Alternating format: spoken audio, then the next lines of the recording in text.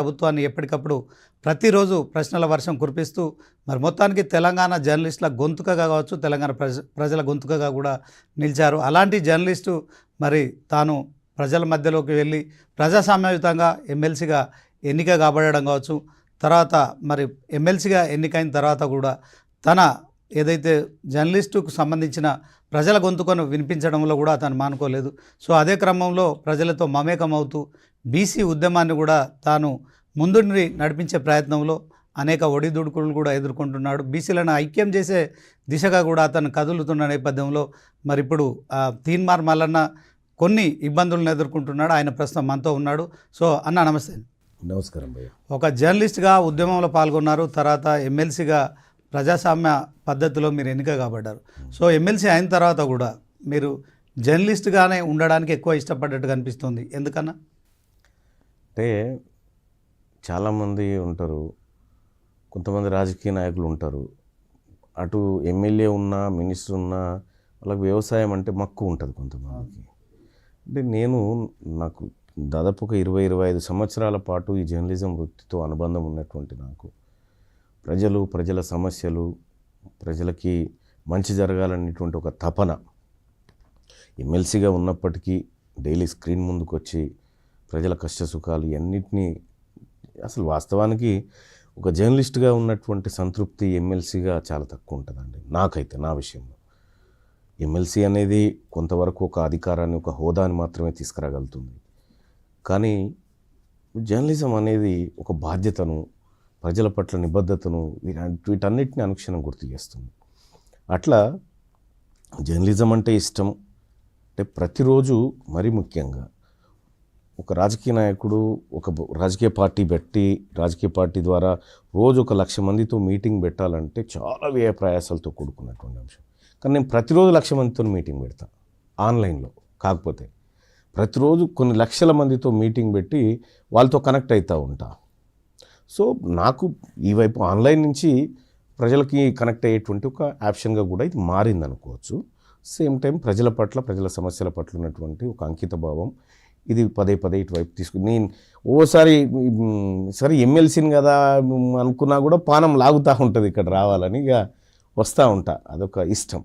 అంటే మామూలుగా అంటే ఓడ మల్లన్న బోడ మల్లన్న చాలామంది కూడా ఎన్నికల సమయంలో ప్రజల దగ్గరికి వెళ్తారు, హామీలు ఇస్తారు, గెలిచిన తర్వాత వాళ్ళ మొహం కూడా చూడరు.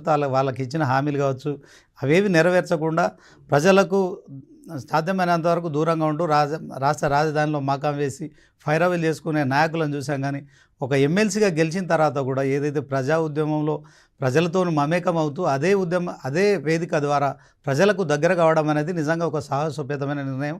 సో దాంట్లో మరి గతంలో కంటే కొంత మీకు ఇమేజ్ అంటే వ్యూవర్షిప్ కొంచెం తగ్గింది. దానికి కేవలం మీరు అంటే ఎమ్మెల్సీగా ఉండడం వల్లనే అనుకుంటున్నారా? అంటే అది ఒక అడ్డంకి. అంటే ఎమ్మెల్సీ అనేది ఇప్పుడు ఒకప్పుడు ప్రజలు నా దగ్గరికి స్వేచ్ఛగా వచ్చి ఉండేది. కానీ ఇప్పుడు నా దగ్గర రావాలంటే పోలీసులు, గన్మెన్లు, ఈ వ్యవస్థ అంతా ఒక బంధాన్ని కొద్దిగా డిస్టర్బ్ చేస్తుంది వాస్తవం. కానీ ఒకటైతే వాస్తవం, నేను క్యూ న్యూస్ మొదలుపెట్టినప్పుడు రోజుల్లో మార్కెట్లో ఎవరు లేరు. అంటే వార్తలు ఇట్లా చదవచ్చా, ఈ డిజిటల్ బోర్డు ద్వారా ఇట్లా చెప్పవచ్చా, ఇవన్నీ మేము ఆలోచించే టైంకి అసలు ఎవరు మార్కెట్లో లేరు. సో నేను జర్నలిజం పత్రికా రంగంలో పనిచేసి, మీడియా రంగంలో, ఎలక్ట్రానిక్ మీడియా రంగంలో పనిచేసి ఆ అనుభవంతో వచ్చినటువంటి వాడిని వచ్చి యూట్యూబ్ పెట్టాలని పెట్టలేదు వాస్తవానికి. అది నా ప్యాషన్ కూడా కాదు. దాంట్లో ఏదన్నా డబ్బులు సంపాదించాలని అంతకంటే పెట్టలేదు. నాలో ఉన్నటువంటి మదనం, నాలో ఉన్నటువంటి ఆవేదన చెప్పుకోవడానికి వేదికలు, యాజమాన్యాల ఆలోచనలు వేరే ఉన్నాయి, నా ఆలోచనలు వేరే ఉన్నప్పుడు అనివార్యంగా ఫేస్బుక్ అదో ఇదో ఒక ఆప్షన్ చూసుకొని దాని ద్వారా కనెక్ట్ అయ్యే ప్రయత్నం చేసి క్రమంలో క్యూ న్యూస్ ఉంది. ఆ రోజు క్యూ న్యూస్ పెట్టినటువంటి సందర్భంలో క్యూ న్యూస్ కూడా ఓవర్ నైట్లో ఏం కాలేదు. నేను అప్పుడు కొత్తగా పేపర్లో వార్తలు చదివేటప్పుడు డైలీ ఎంతమంది చూసేవాళ్ళు తెలుసా? 1500, 2000 నో, 8 మంది చూసేవాళ్ళు. 8 మంది. 8 మంది కోసం చెప్పేది నేను. టీవీ ఛానల్లో వెళ్ళలే ఇక్కడ క్యూ న్యూస్ పెట్టింది, పేపర్లు పెట్టి చేసి 8-9 మంది చూసేది కొత్తలో. అవును అవును. అదేందో అర్థం కాలేదు జనానికి. అదేందో అర్థమైన తర్వాత ఇట్లా కొన్ని లక్షల మందికి తీసుకుపోవడం జరిగింది. ఇవాళ అప్పుడు క్యూ న్యూస్ ఒక్కటే ఉండే, ఇప్పుడు క్యూ న్యూస్కి అనుబంధంగా Q News HD, Q News Shanarthi Telangana లాంటి అనుబంధంగా ఛానల్స్ ఏర్పాటు చేయడం జరిగింది. ఈ వ్యూవర్షిప్ ఏదైతే ఉందో వీటన్నిటికి షేర్ అయింది అన్నట్టు.